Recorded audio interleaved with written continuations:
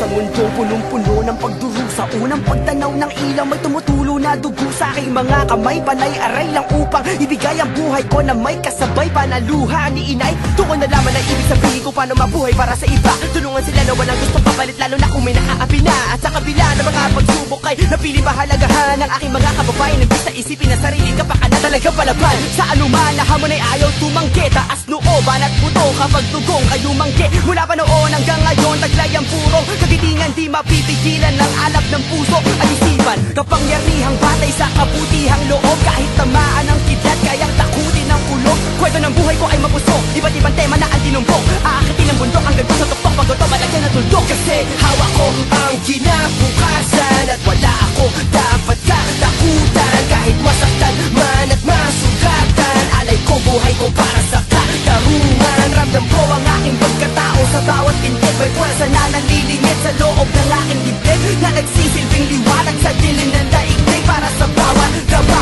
handang tumindig. Isinilang sa mundong punong-puno ng pagdurusa. Unang pagtanaw ng ilaw, may tumutulo na dugo sa aking mga kamay. Panay aray lang upang ibigay ang buhay ko na may kasabay panaluha ni inay. Doon ko nalaman ang ibig sabihin ko paano mabuhay para sa iba. Tulungan sila na walang gustong papalit, lalo na kung may naaapi na. At sa kabila ng mga pagsubok ay napili mahalagahan ng aking mga kababayan. Nagis na isipin na sarili ka pa ka na talagang palaban. Sa anuman na hamon ay ayaw tumanggi. Taas nooban at puto kapag tugong kayo manggi. Mula pa noon hanggang ngayon taglay ang purong kagitingan, di mapipigilan ng alap ng puso at isipan. Kapangyarihang batay sa kabutihang loob, kahit tamaan ng kidlat kayang takutin ng kulog. Kwento ng buhay ko ay mapusok, iba't ibang tema na ang tinumbok. Aakitin ang bundok hanggang sa tuktok, pag ito malagyan ng tuldok. Kasi hawak ko ang kinabukasan at wala ako dapat katakutan. Kahit masaktan man at masugatan, alay ko buhay ko para sa katarungan. Ramdam ko ang aking pagkatao sa bawat pintig. May pwersa na nalilingit sa loob ng aking dibdib,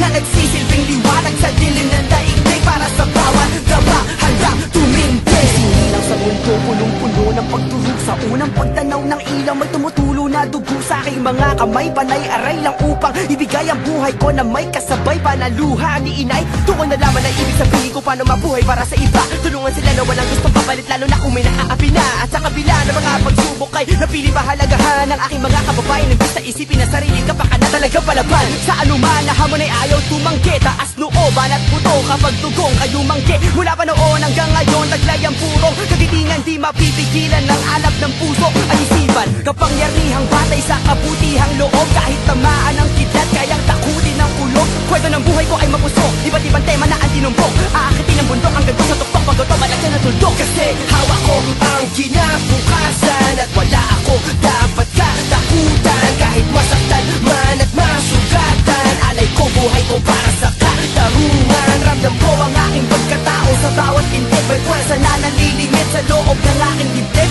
na nagsisilbing liwanag sa dilim ng daigdig. Para sa bawat gaba handang tumindig.